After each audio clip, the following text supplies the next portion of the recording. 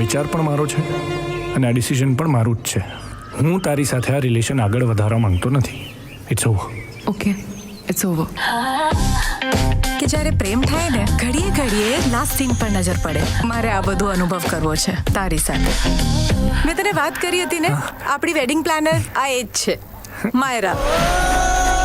Hello, નમસ્કાર, સ્વાગત છે આપનું સંદેશ ન્યૂઝમાં. આપની સાથે હું કૃપા ઠક્કર. ગુજરાતી ફિલ્મો હવે માત્ર એન્ટરટેનમેન્ટ નથી રહી, પરંતુ સીધી દિલ સુધી પહોંચતી લાંગડીઓ બની ગઈ છે.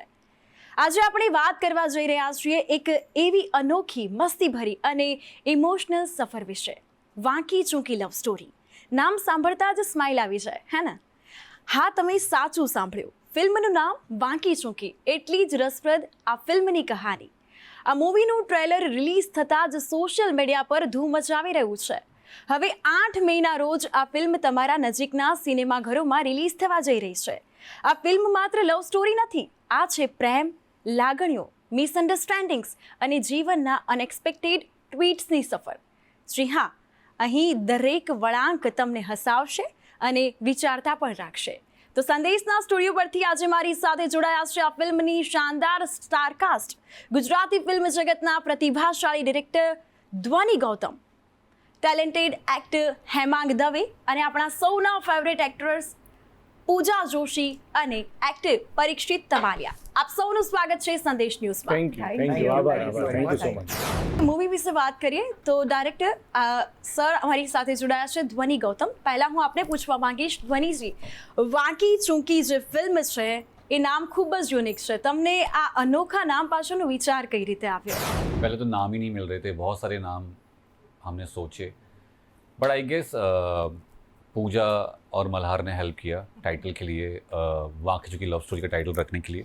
एंड जब वो नाम आया तो मुझे लगा कि यार कहानी बहुत टेढ़ी मेढ़ी है, बहुत सारे रिश्ते टेढ़े मेढ़े हैं, किस्से टेढ़े मेढ़े हैं, फिल्म का ग्राफ भी बहुत टेढ़ा मेढ़ा है. एंड आई थिंक हर वो चीज़ फिल्म से मैच हो रही थी इस टाइटल के साथ. फिर एक बार जब टाइटल रख दिया तो उससे एक वाइब आने लगी एंड मज़ा आने लगा, तो फिर वो टाइटल सेट हो गया. और अभी अब लगता है कि हाँ, वो जो हमने सोचा था टाइटल एकदम डिसीजन था वो राइट था. હેમાંગજી, આપને પૂછવા માંગીશ કે આ મૂવીમાં જે તમે મહેશ ટોટિયાનું કેરેક્ટર નિભાવ્યું છે, આ મૂવીમાં એ જે મહેશ ટોટિયાનું કેરેક્ટર છે, લાંબી ટોટી, પોળી ટોટી, બહુ મજેદાર કેરેક્ટર છે. આ કેરેક્ટર તમે જે નિભાવ્યું છે એના વિશે થોડું જાણવું છે. કેરેક્ટર કેટલું વાંકું ચૂંકું રહ્યું? આ કેરેક્ટર ફિલ્મ જ વાંકી ચૂકી લવ સ્ટોરી છે, તો કેરેક્ટરો પણ લગભગ બધા વાંકા ચૂક્યા છે. બિલકુલ. અને મહેશ ટોટિયા જે નામ છે એ એકચ્યુઅલી ફિલ્મમાં હતું નહીં, મહેશ માસા નામ હતું. આઈ એમ પ્લેઇંગ પૂજાસ માસા. યસ. તો અમે લોકો આખું ફિલ્મ શૂટ કરીને આવ્યા, અમદાવાદ પાછા આવ્યા, અને અમે જ્યારે છેલ્લું સિક્વન્સ એક શૂટ કરતા હતા અહીંયા બેનબામાં, ત્યારે ડીજીએ કીધું કે મારો અને ચેતન દૈયાનો એક ઇન્ટ્રો સીન એમને જોઈતો હતો. તો હું અને ચેતન બેઠા, અમે લોકોએ લખ્યું 5 મિનિટમાં અને અમે એ સીન આખો ભજવ્યો. ત્યારે નક્કી કર્યું કે આ કેરેક્ટરનું સરનેમ હશે મહેશ ટોટિયા. એટલે મેં મારો એ રીતે બિઝનેસ કે અમારું ટોટીનું છે કે લાંબી ટોટી, પોળી ટોટી, નાની ટોટી, મોટી ટોટી, એવી રીતનું અમે ત્યાં એ બનાવ્યું આખું.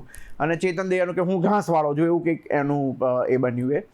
તો એ રીતે એ કેરેક્ટર ત્યાં ટોટિયા નામ ત્યારે પડ્યું એકચ્યુઅલી.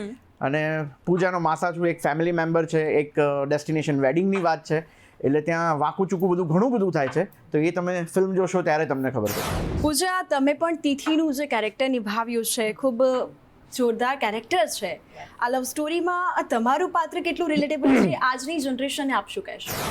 રિલેટેબલ કેટલું છે એ તો હું નહીં કહી શકું, બટ તમે મારું કેરેક્ટર જોશો તો તમને હું એ કહી શકું કે મારા લગ્ન થઈ રહ્યા છે, ડેસ્ટિનેશન વેડિંગ છે અમારી, અને ત્યાં જે મારી વેડિંગ પ્લાનર છે એ મારી બેસ્ટ ફ્રેન્ડ પણ છે, એ ત્યાં આવે છે. અને પછી જઈને ખબર પડે છે કે એ પરીક્ષિત તમાલિયા જે કેરેક્ટર પ્લે કરી રહ્યા છે દેવ, એ એની એક્સ છે.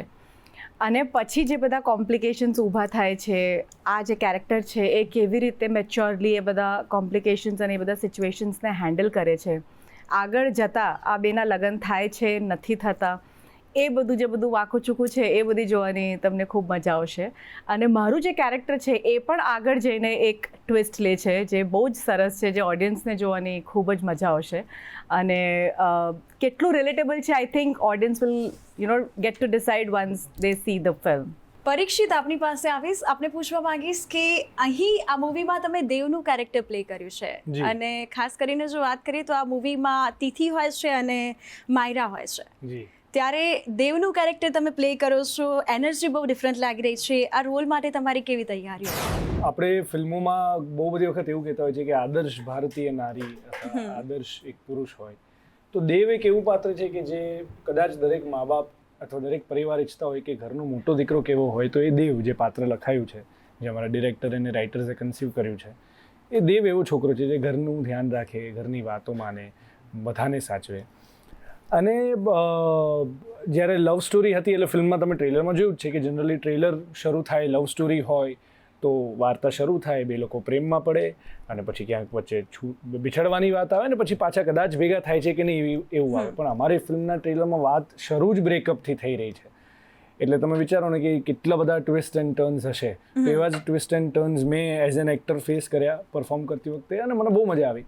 કારણ કે મારી લવ સ્ટોરી અત્યાર સુધી ટ્રેલરમાં તમે જેમ જોઈ એમ એક જે પાસ્ટ જે બતાડ્યો છે કે જ્યાંથી હું બ્રેકઅપ કરી રહ્યો છું અને મારા લગ્ન થવાના છે, બંને જગ્યાએ છે. તો એ વેરિએશનમાં પણ ખૂબ મજા આવી, મને પરફોર્મન્સમાં ખૂબ મજા આવી અને મને આખી ટીમ સાથે ખૂબ મજા આવી. વનીજી, આ ફિલ્મમાં લવ, મિસઅન્ડરસ્ટેન્ડિંગ, હ્યુમરનું બેલેન્સ તમે કેવી રીતે જાળવી રાખ્યું એ દર્શકોને જાણવું છે. सी बहुत डिफिकल्ट होता है जब आप 22-25 एक्टर के साथ काम कर रहे हो, and it's a destination wedding का कहानी जहाँ पे दोनों तरफ के लोग आए हुए हैं और अपनी अपनी मतलब यू नो डेस्टिनेशन वेडिंग में हमने हर वो मासा मासी चाचा चाची सबको देखा है जो आते हैं और फिर भी खुश नहीं होते हैं. तो कहीं ना कहीं ये फिल्म उनके जैसी है, उनसे जुड़ी हुई है. बट प्रेम, अदिति और निकिता ने इतने बैलेंस होके पिक्चर लिखी है कि जहाँ इमोशन की ज़रूरत है, जितने इमोशन की ज़रूरत है उतना ही डाला है. एंड जहाँ हमें कॉमेडी चाहिए, जहाँ हमें फैमिली चाहिए, वो एक balance writer point of view से राइटिंग के टाइम पे ही ध्यान रखा गया था.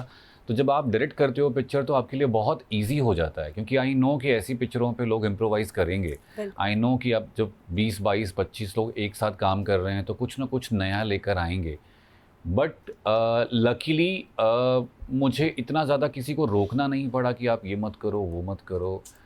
जितना हुआ है, जितना कॉमेडी, जितना लव स्टोरी, जितना फैमिली ड्रामा, इमोशन, सब बहुत बैलेंस रखने की कोशिश राइटिंग से लेके प्रोडक्शन एंड देन एडिट पे, तो हर फेज में हमने वो ध्यान रखा है.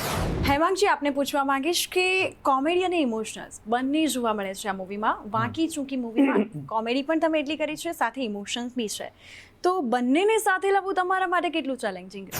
કોમેડી તો મારું ફોર્ટે છે બેઝિકલી, અને વાર્તાની વિષય વસ્તુની માંગ પ્રમાણે એમાં અમુક ઇમોશનલ સીન્સ પણ છે. એટલે જ્યારે તમે જે સીન કરતા હો એનું જે એક બીબામાં જ્યારે ઢળવાનું હોય ત્યારે અમારે એક્ટર્સ માટે હવે એટલું બધું અઘરું નથી રહેતું, કારણ કે આસપાસનો માહોલ પણ અમે એ રીતે સીન પ્રમાણે ક્રિએટ કરી લેતા હોઈએ, અમે બધા રિહર્સ કરતા હોઈએ, આ છે તે છે. એટલે એવું અઘરું નથી પડતું. એકાદ ટેકમાં લગભગ એ પહેલાં રિહર્સલ કર્યા હોય તો એ બહુ જ ઇઝી પડે અને ઇઝીલી થઈ પણ જાય. પૂજા, આપને પૂછવા માંગીશ કે જ્યારે તમે મૂવીનું શૂટ કરી રહ્યા હતા અને ટ્રેલરમાં તમારી કેમિસ્ટ્રી દેવની અને તિથિની બહુ જોરદાર લાગી રહી છે, શૂટિંગ દરમિયાન કોઈ ખાસ એવી મોમેન્ટ તમને યાદ આવી રહી હોય? કેમિસ્ટ્રી વિશે વાત કરું તો હું પરીક્ષિતને બહુ પહેલેથી ઓળખું છું. અમે લોકોએ ઘણી બધી ફિલ્મો સાથે કરી છે, એટલે અમારું જે બોન્ડિંગ છે, અમારી જે ફ્રેન્ડશિપ છે એ જ બહુ જ સ્ટ્રોંગ છે. અને એટલે જ એ કેમિસ્ટ્રી કદાચ તમને સ્ક્રીન પર દેખાય છે, બિકોઝ જ્યારે તમે તમારા કો એક્ટર સાથે કમ્ફર્ટેબલ હો સીન્સ કરવામાં, ત્યારે એ કેમિસ્ટ્રી વધારે સારી થતી હોય છે. મોમેન્ટ્સ તો ઘણા બધા હતા. સ્પેશિયલી હું કહીશ અમારું જે સોંગ છે પ્રેમ થયો, એ સોંગ શૂટ કરતી વખતે અમને ખૂબ જ મજા આવી છે. કારણ કે એમાં ઘણા બધા એવા મોમેન્ટ્સ હતા જે અમે સાચેમાં એન્જોય કરીને એ શૂટ કરી રહ્યા હતા. લોકેશન બહુ જ સરસ હતી. સો યા, મારા માટે સીન્સ કરતાં I think that song was very special. Hemang દવેનું કેરેક્ટર એટલે એકદમ ફની કેરેક્ટર કહી શકાય, એ હરેક મૂવીમાં હોય છે. હેમાંગભાઈ, આપને પૂછવા માંગીશ કે શૂટિંગ દરમિયાન કોઈ એવો ફની ઇન્સિડન્ટ કે તમને અત્યારે યાદ આવી રહ્યો હોય? બીજી બોલ દઉં? બોલ દીજે. અમે લોકો આખી ફિલ્મ કચ્છમાં શૂટ કરી છે અને કચ્છના એક રિસોર્ટમાં આખી ફિલ્મ શૂટ થઈ છે અને ત્યાં જ અમે રોકાયા હતા, ત્યાં જ અમે શૂટ કરતા હતા. એટલે અમારો જ્યારે ફ્રી ટાઈમ હોય, જ્યારે અમે શૂટિંગ ના કરતા હોય, જે શૂટ ના કરતા હોય બેઝિકલી, એ લોકો બધા સ્વિમિંગ પુલમાં હોય, કોઈક પૂલ રમતું હોય, કોઈક કંઈક બધી ઇતર પ્રવૃત્તિઓ ઘણી બધી હતી ત્યાં આગળ. તો બધા કંઈકનું કંઈક કરતા હોય. તો અમે લોકો, હું, ધર્મેશ વ્યાસ, શેખર શુક્લા, ચેતન દહિયા, આકાશ પંડ્યા, અમે લોકો બધા સ્વિમિંગ કરતા હતા. અને એ વખતે મેં એક સરસ મજાનો આમ મેં ખાલી નીચે કોસ્ટ્યુમ પહેર્યો હતો અને આમ સરસ મજાનો એક પોઝ મૂકીને મેં ઇન્સ્ટાગ્રામ પર પોસ્ટ કર્યો ખાલી. તો આ માણસ ડીજી ગૌતમ જોઈ ગયા, અમારા ધ્વનિ ગૌતમ. તો એમણે કહ્યું કે આપણે ये हम फिल्म में यूज़ करें तो हम शूट करते हैं कल. મેં બોલા ચલો કરતે हैं. તો બીજે દિવસે એ સીન ત્યાં શૂટ થવાનો નહોતો બેઝિકલી. તો એમણે એ ડિઝાઇન કર્યું એ રીતે કે સ્વિમિંગ પુલમાં શૂટ થઈ શકે. અને મેં એ જ પોઝ પછી એ ફિલ્મમાં પણ આપ્યો. હવે એ તમે જોઈ શકશો ફિલ્મમાં. So yeah, maybe you can say कि पहली बार गुजराती फिल्म इंडस्ट्री में अंडर वाटर सीक्वेंस में शूट हुआ है. बाकायदा कैमरा पानी में डाल के યસ. ये जो नरमेड थी उसको शूट किया गया है. ધ્વનિજી, ઓડિયન્સ માટે આ મૂવીમાં એવું શું ખાસ છે કે જે દરેકને થિયેટર સુધી ખેંચી લાવશે? हम बॉलीवुड फिल्में देखते हैं क्योंकि गाने अच्छे होते हैं, लोकेशन अच्छे होते हैं, कपड़े अच्छे होते हैं. इस फिल्म में कच्छ को इतने अच्छे से दिखाने की कोशिश की है मैंने. गाने अपने लोकल गुजराती सिंगर्स के साथ जो अच्छा दे सकते थे वो सब दिए हैं. आप चाहे प्रेम थयो सुनो, काड़ी काड़ी आंखों सुनो, फागुन फॉरम सुनो, रोवे दिल सुनो. कपड़ों की बात करूं तो आई थिंक हमारे प्रोड्यूसर नितिन जी के खुद की शॉप है जहां से 1.5 करोड़ के कपड़े फिल्म में यूज़ किए हैं. तो ये पहली फिल्म है जहाँ पे इतने महंगे कॉस्ट्यूम्स हमारे यूज़ हुए हैं. एंड रिलेटेबल कैरेक्टर्स जो आपको कहीं ना कहीं आपके घर में दिखेंगे. તો ખૂબ જ સરસ વાતો કરી આપે વાંકી ચૂંકી લવ સ્ટોરી વિશે, અને ખરેખર આ ફિલ્મ દર્શકોના દિલ સુધી ચોક્કસ પહોંચશે. સંદેશ ન્યૂઝ પર આવીને આટલી સુંદર વાતો શેર કરવા બદલ આપ સૌનો આભાર. Thank you. આભાર. Thank you so much. તો દર્શક મિત્રો, આજે આપણે મુલાકાત કરી ફિલ્મ વાંકી ચૂંકી લવ સ્ટોરીના સ્ટારકાસ્ટ અને ડાયરેક્ટર્સ સાથે. ફિલ્મ વિશે ઘણી રસપ્રદ વાતો જાણી. હાલ માટે અમારી વિશેષ રજૂઆતમાં બસ આટલું જ. મને રજા આપશો. નમસ્કાર.